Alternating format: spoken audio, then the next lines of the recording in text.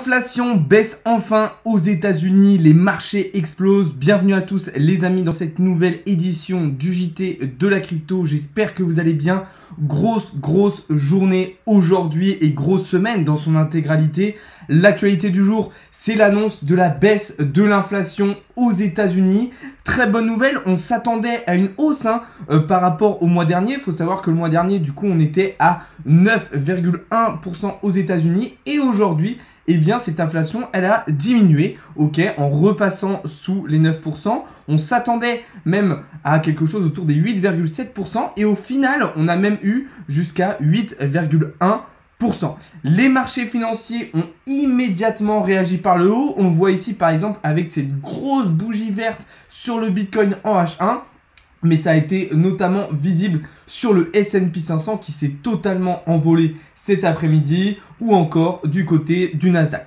De son côté, le dollar, lui, a chuté et les matières premières continuent de baisser. Mais en tout cas, réaction immédiate des marchés financiers suite à cette annonce tout simplement un petit peu inattendue. Alors maintenant, il ne va pas falloir trop s'emballer non plus. Faut savoir que la situation monétaire, la situation économique mondiale reste ultra défavorable. Maintenant, la question qu'on va se poser, c'est quoi? C'est est-ce que du coup, on a réellement atteint un pic inflationniste et du coup, on va rentrer désormais dans une phase de réelle récession, ou est-ce que en fait c'est juste une petite accalmie, un rebond technique, une correction technique avant en fait un retour de l'inflation à plus haut niveau dans les mois qui vont suivre? Pour le moment, il est encore un petit peu tôt pour le dire. Personnellement, j'ai pas la réponse, mais c'est vrai que ça fait du bien, en tout cas, aux différents marchés qui ont très bien réagi aujourd'hui, ce qui d'ailleurs nous a permis, nous, de prendre des très belles positions. On y reviendra un petit peu après. Bon, en tout cas, il ne faut pas se réjouir de cette actualité. Ce n'est absolument pas une bonne nouvelle. Il faut savoir que même avec un taux d'inflation à 8%, les particuliers, mais même les entreprises vont énormément souffrir de cette situation. Donc, il ne faut pas se réjouir, selon moi, de cette actualité. L'autre chose qu'on peut dire par rapport à ça, c'est que comment va réagir la Fed. On le sait, la Fed avait dit la dernière fois qu'ils allaient potentiellement arrêter de rehausser leur taux directeur car ils considéraient avoir atteint un pic inflationniste. C'est visiblement le cas pour le moment, mais bon, encore une fois, il va falloir patienter et attendre de voir si cela se confirme. Donc, ça va aussi impacter le comportement de la Fed et du coup de l'ensemble des marchés financiers pour les semaines à venir. Voilà un petit peu déjà ce qu'on pouvait dire de ce point de vue-là, les amis. Comme je vous le disais, du coup, on a eu une très bonne réaction sur les marchés financiers, ce qui nous a permis de prendre une troisième belle position sur Bitcoin. Je vous le rappelle, on a vu la première il y a quelques jours. On en avait ensuite pris une deuxième juste après en shortant Bitcoin après le top. Et du coup, arrivé sur tout simplement le pattern, sur lequel on a d'ailleurs très bien rebondi, on a pu prendre une troisième position, cette fois-ci de nouveau en longue sur Bitcoin, avec pour objectif d'aller chercher des profits. Alors là, moi personnellement, j'avais arrêté mon take profit sur le nuage, juste ici, mais ça permettait d'aller chercher encore une fois des profits très intéressants. Donc là, rien que sur Bitcoin, ça fait maintenant environ 3 jours qu'on se régale. En fait, depuis le début de la semaine, clairement, on se régale sur Bitcoin, mais pas seulement, on se régale aussi du côté des altcoins. Ok, on va le regarder juste après, mais vraiment cette situation est ultra intéressante. Pour revenir un petit peu à l'inflation, parce que c'est quand même le sujet principal de cette vidéo, là on a un signal qui va être potentiellement très intéressant sur le S&P 500. Si ce soir on fait une clôture daily au-dessus de la reload zone, que vous voyez ici en vert, alors ce serait un très bon signal d'achat selon moi pour le S&P 500 qui pourrait ensuite rejoindre le niveau 0,786 de Fibonacci, donc en direction des 4400 points. Ça c'est une première chose intéressante. Deuxième chose intéressante, on sait, acheter entre 0,5 et 0,618 de Fibonacci correspond à une zone d'achat idéale. En plus, là, on est sur une reload zone. Donc, on a, selon moi, un très bon signal d'achat sur le S&P 500. Après, attention, il va falloir qu'on confirme évidemment avec la clôture daily de ce soir. Et si, la chose qui est vraiment encore plus intéressante, c'est que si du coup, on a un bon signal d'achat sur le S&P 500 et un S&P 500 du coup qui part vers le haut, il va tirer évidemment avec lui le Nasdaq. Et on le sait, ces deux actifs financiers sont très corrélés à Bitcoin. Et donc Bitcoin pourrait aussi se servir de cet élan haussier du côté des marchés financiers traditionnels pour venir chercher la liquidité en direction des 27 000 $. Donc ça fait beaucoup de choses, je sais, ça fait beaucoup de données à prendre en compte, ça fait beaucoup de données à mémoriser. Qu'est-ce qui va se passer? Est-ce que c'est ci? Est-ce que c'est ça? Est-ce qu'on a fini avec l'inflation? Est-ce qu'on rentre en récession? Oui, c'est une période extrêmement compliquée où il y a beaucoup de données à prendre en compte, mais c'est une période aussi très très intéressante avec une belle volatilité et qui va nous permettre de générer des profits ultra intéressants. C'est d'ailleurs ce que je vais vous montrer tout de suite, mais avant ça, je vais répondre à quelques-unes de vos questions tout de même, parce que j'imagine qu'il y en a quelques-unes. Et après, on va pouvoir continuer. Le Nasdaq n'a pas encore confirmé. Bien sûr, il va falloir attendre les clôtures daily de ce soir, les amis. On va encore plus haut. Pour l'instant, c'est bien parti. Bonjour, Bybit, plus fiable ou pas? Fiable ou pas? Merci. Oui, c'est fiable, mais c'est pas la meilleure, c'est pas le meilleur exchange selon moi. Pourquoi Elon Musk vend ses bitcoins? On va voir ça juste après moi. On va en parler justement dans la suite du live. Je vis de ça. Oui, totalement, Théo. Du coup, comme je vous le disais, donc on va regarder désormais du côté des altcoins, puisqu'on a réalisé des très belles performances aujourd'hui. Alors là, j'aimerais bien vous montrer ce trade en entier, mais je ne peux même pas, tellement en fait on est parti vers le haut. Alors là, en réalité, on avait pris position ici, ok, sur le ING, hein, vous pouvez retrouver le trade sur le Discord. Mais il y avait un deuxième point d'entrée intéressant si jamais vous loupiez le premier, en se positionnant en pullback sur le plat qui jaune qu'on avait juste ici. Mais là, vraiment, en fait, je ne peux même pas vous montrer l'entièreté du trade. Parce que regardez jusqu'où on est monté. C'est absolument phénoménal. Hein. C'est absolument phénoménal. La poussée qu'on a fait en l'espace de seulement 15 minutes, c'est extraordinaire. On est passé du coup d'une prise de position à moins d'1,50$ pour aller chercher les plus de 2$. C'est assez impressionnant hein, quand même. Hein. Donc là, le trade sur l'ING, en plus, ce trade-là, je vous l'ai partagé gratuitement dans le Discord. C'était même pas pour les VIP. Là, vraiment, je vous l'avais partagé gratuitement dans le Discord. Donc il y avait des profits absolument extraordinaires à aller chercher aujourd'hui sur l'ING. On a fait aussi une très belle prise de position sur le sell. Alors la même chose, il y avait deux points d'entrée. Soit vous rentriez au niveau du cross, en fait, cross Tenkan Kijun, et on allait chercher des profits sur le haut du pattern. Soit vous pouviez aussi vous positionner à la cassure justement du pattern et puis aller chercher des profits très intéressants. Donc là, on s'est clairement régalé aujourd'hui sur cette journée. Bon, l'inconvénient, c'est que du coup, on est repassé dans le rouge du côté du trade sur Avax. Bon, c'est pas très grave parce que dans tous les cas, je vous le rappelle, on avait clôturé 50% de notre position ici et remonté notre stop loss au prix d'entrée. Donc en fait, là, on est sorti du trade. On n'est même pas repassé dans le rouge, on est sorti du trade. Mais c'est pas grave. Au final, on finit le trade 100%, enfin du coup 50% en bénéf. C'est-à-dire que voilà, on a zéro perte et en plus, on a récupéré 50% de bénéfices. Donc là, c'était très très intéressant. Si jamais il y en a qui sont encore sur le trade, voilà, vous voyez qu'on n'a pas confirmé la cassure par le haut du pattern H4. Donc on va potentiellement être rejeté et repartir plus bas. C'est tout à fait possible. Du coup, voilà un petit peu ce qu'il y avait d'intéressant à dire. AXS, bah, ça c'est le trade d'hier, je vous l'ai montré, mais on s'est régalé sur AXS. Et là, on est revenu au point d'entrée. Donc potentiellement, une deuxième entrée possible sur AXS. Moi, je ne vais pas la prendre parce que je considère ça un petit peu trop risqué. Mais pourquoi pas, ça pourrait être potentiellement intéressant. Du coup, voilà un petit peu ce qu'on pouvait dire, les amis. En tout cas, une semaine absolument folle. Voilà, demain matin, je pars en vacances. Clairement, là, j'ai fait ma semaine en espace de 3 jours en niveau trade. Je me suis régalé. Donc, je vais partir en vacances l'esprit tranquille. Je suis vraiment super content. Du coup, voilà. Je vais reprendre un petit peu vos questions. J'utilise quoi pour trade? Pour les cryptos, j'utilise FTX. C'est quoi les conséquences de la baisse de l'inflation? Eh bien, un élan de confiance, en fait, de la part des investisseurs particuliers et institutionnels. Et surtout, le fait que, du coup, la Fed ne va probablement pas continuer de rehausser ses taux directeurs. Donc, en fait, c'est une bonne nouvelle pour certains marchés financiers. Mais en réalité, ce n'est absolument pas une bonne nouvelle pour la santé économique et monétaire internationale. Du coup, quelle plateforme, s'il te plaît? FTX. FTX, largement mieux que Bybit, hein, tout à fait. Meilleur broker, ouais, je suis carrément d'accord avec toi, Random Account. Carrément d'accord. FTX, pour moi, est vraiment le meilleur broker. Les gars, c'est quoi un broker? Bah, c'est une plateforme d'échange, en fait, où tu vas pouvoir trader. Si le trading profitait à tous, il n'y aurait pas de millionnaires. Comment ça, Adem? Peut-on shorter en dehors de futurs sur Binance? Alors, oui, mais du coup, ça va pas être un short... Enfin, pas vraiment, du coup. Non.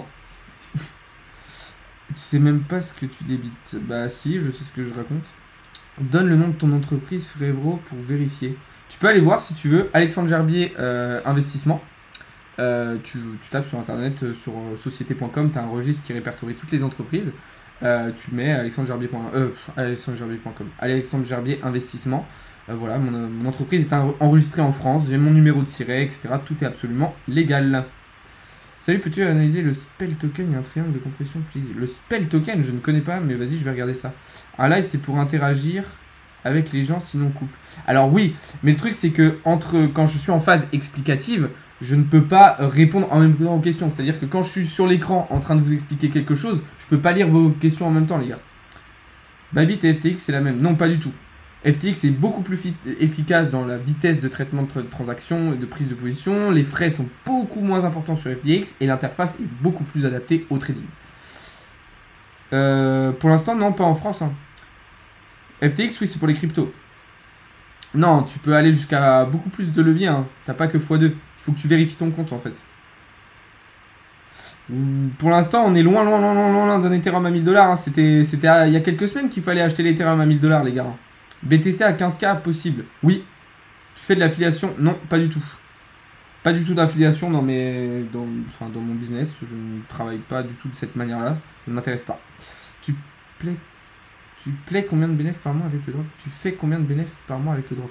Alors, là, en ce moment, je n'ai pas de boutique actuellement qui est en train de tourner. Ok, parce que je me suis concentré vachement sur le fait de vous faire une formation sur des nouveaux projets qui vont arriver. Là, comme je vous en ai parlé, début septembre, je vais relancer une boutique et je vais tout vous filmer de A à Z. Je vais faire une chaîne YouTube dédiée à ça pour tout vous montrer. Mais du coup, là, en ce moment, j'ai pas de boutique qui tourne. Les dernières boutiques que j'avais, je les ai fermées il y a quelques temps.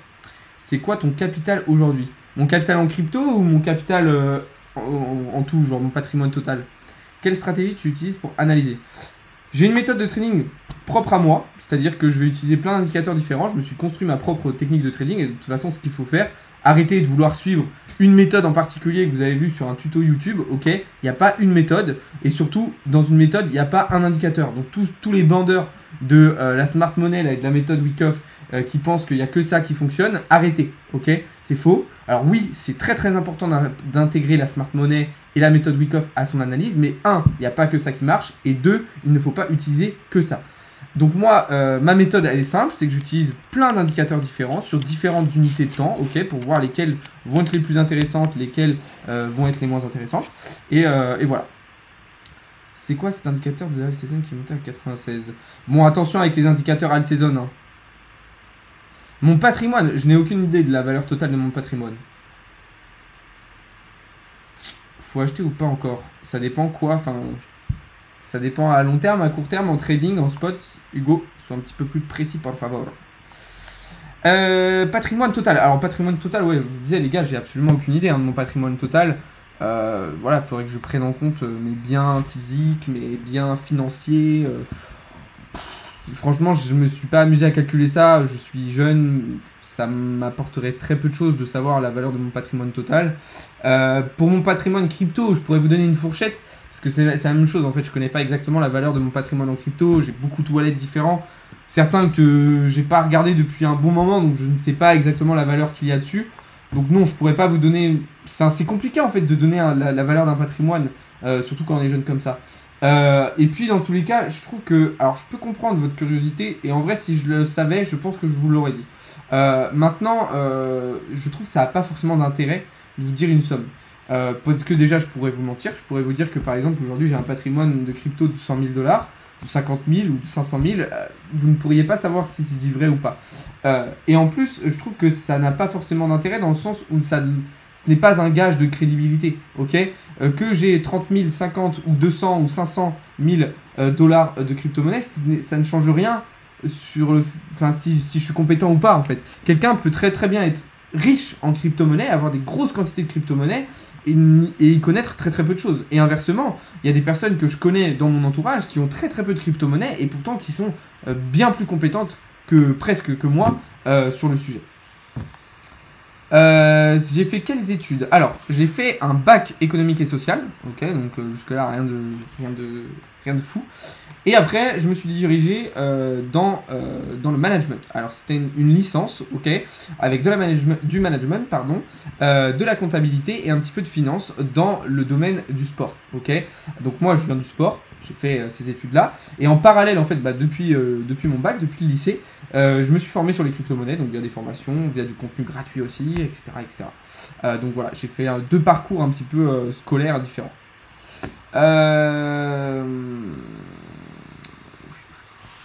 Après, voilà, encore une fois, moi, Personnellement, je m'en fous, je pourrais vous le dire, mais c'est vrai que ça n'a pas forcément trop d'intérêt et ça vous apporterait pas grand chose de connaître la valeur de mon patrimoine total. Du coup, voilà, en tout cas, pour résumer cette première partie de vidéo, du coup, voilà, une inflation qui baisse, des marchés qui explosent. Bonne nouvelle pour certains marchés financiers, mais globalement une mauvaise nouvelle pour l'économie internationale. La deuxième grosse nouvelle du jour, et ça vous en avez probablement entendu parler, c'est Elon Musk qui a vendu quasiment 7 milliards de dollars d'actions Tesla. Alors, il faut savoir qu'Elon Musk, il avait déjà vendu, je crois, pour 8 milliards d'actions Tesla au mois d'avril dernier. On sait aussi que Tesla a vendu une grosse quantité de Bitcoin récemment, et là, nouvelle vente d'actions. Alors, pourquoi ? C'est probablement si Elon Musk est obligé en fait de racheter Twitter. Alors c'est pas que ça. C'est aussi le fait que voilà, Tesla va rentrer dans des phases de transition. Voilà, il y a aussi des phases d'innovation, etc. Je ne vais pas m'attarder là-dessus, mais il y a probablement l'histoire de Twitter qui embête un petit peu Elon Musk, qui veut s'assurer une certaine sécurité, parce que Elon Musk pourrait se retrouver en fait obligé à racheter Twitter pour 43 milliards de dollars. En tout cas, moi ce qui me dérange un petit peu avec tout ça, c'est que c'est des actualités pas forcément positives et qui vont effrayer certains investisseurs, notamment particuliers, alors que ça n'en vaut pas trop la peine. Bon, d'ailleurs en parlant d'éfraiement, je rappelle qu'on a un indice Fear and Greed de 31 aujourd'hui contre 42 hier. Donc voilà les amis. Tu as généré combien de bénéfices avec le dropshipping? Je t'ai déjà répondu tout à l'heure Marwan. Merci pour les conseils, t'es un chef. Merci à toi Bruno. Du coup voilà les gars, du coup aujourd'hui là en fait ce que je suis en train de filmer c'est tout simplement le JT de la crypto du jour. Pourquoi je le fais en live ce JT de la crypto alors que d'habitude c'est juste une vidéo? Simplement parce que demain je pars en vacances et du coup ce sera beaucoup plus compliqué pour moi de faire des lives. Je sais même pas si je pourrais faire des lives, il y a des vidéos de prévues que j'ai déjà enregistrées et je sais pas si je pourrais faire des lives. Du coup c'est pour ça que je me suis dit voilà je vais en faire un aujourd'hui. On va passer du coup aux actualités du jour les amis. La première c'est Vitalik Buterin, donc le cofondateur d'Ethereum, qui avoue avoir utilisé Tornado Cash pour aider l'Ukraine. Alors je vous rappelle, Tornado Cash a été condamné par le Trésor américain il y a quelques jours pour blanchiment d'argent. Mais le problème c'était quand même que c'était un protocole très utilisé et évidemment le monsieur Ethereum en a fait de même. Alors je vous rappelle, il a fait de gros dons à l'Ukraine pendant la guerre et donc il a utilisé justement Tornado Cash. Maintenant, est-ce qu'il avait fait ces dons là justement pour blanchir de l'argent? Attention, ok, il y aura probablement une enquête pour tout ça, mais en tout cas ça reste quand même très honnête de sa part d'avoir avoué ça. Honnêtement Bitcoin, tu en penses quoi? Il a fini la baisse ou il va redescendre? Non, la baisse n'est pas terminée. Je t'invite à aller voir toutes mes vidéos et tout Copacef où j'explique bien qu'en fait on vient chercher la liquidité par le haut et après on va faire une phase de grosse phase de liquidation par le bas pour aller chercher un nouveau bottom. Merci Moignos. C'est un règle de ménage ou un ventilateur qu'on entend lol? Ni l'un ni l'autre, CryptoPhoenix, c'est juste mon putain de MacBook Pro qui souffre énormément de la chaleur et de la canicule en ce moment. Et du coup, le ventilateur tourne un peu fort. Tu penses quoi du halving? Les prédictions au niveau du Bitcoin sont les prix. Tu penses qu'il arrivera à combien?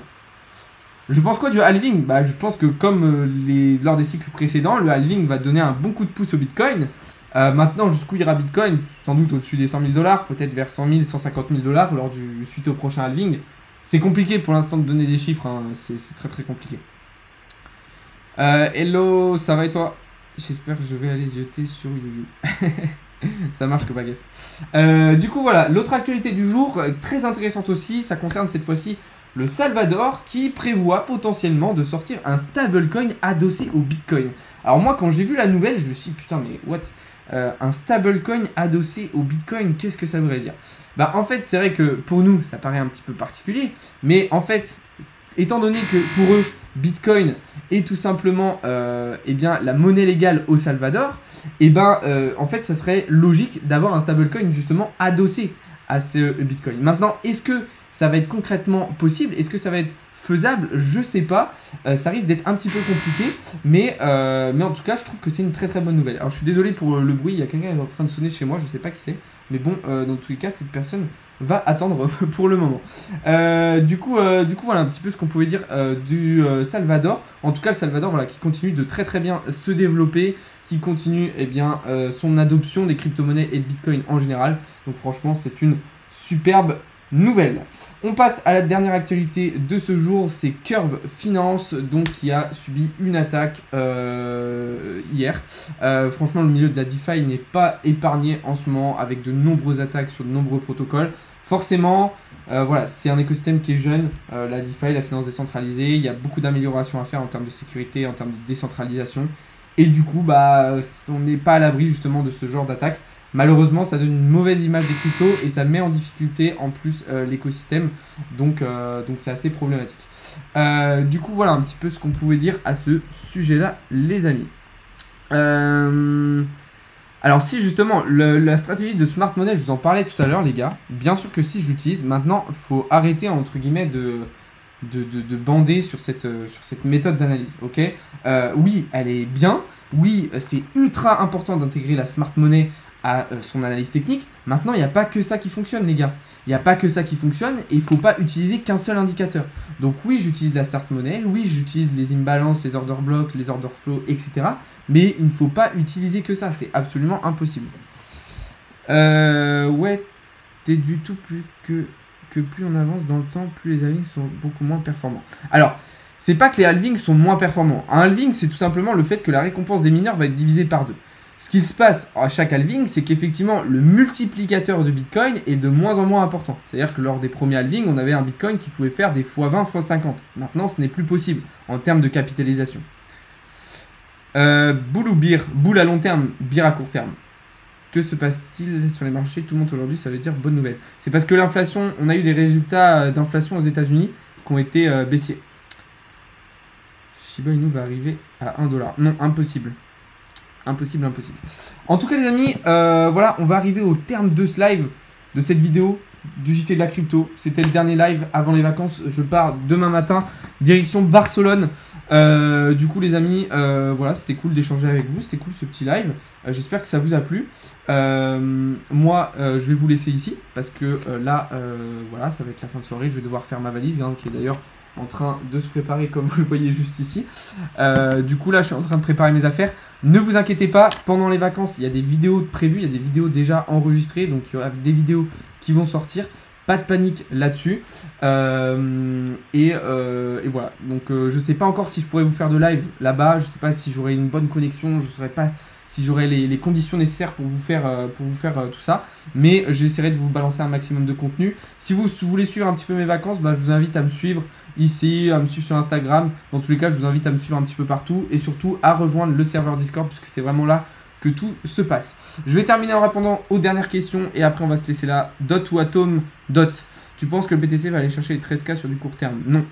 Un petit peu moins quand même. Tu vis de tes business ou pas encore toi? Oui, je vis de mes business. Tout à fait. Tu m'as toujours pas donné l'info sur les prévenants. Ah oui, putain, je suis désolé, Laurent. Renvoie-moi un message tout de suite sur Insta et je vais te répondre juste après le live. Sur ce, les gars, je vous souhaite à toutes et à tous une très bonne soirée. On se retrouve quand même dès demain matin pour davantage de contenu et davantage d'analyse. Sur ce, bonne soirée et bonnes vacances à tous. Salut à tous les amis, c'était Alex de Crypto Learning.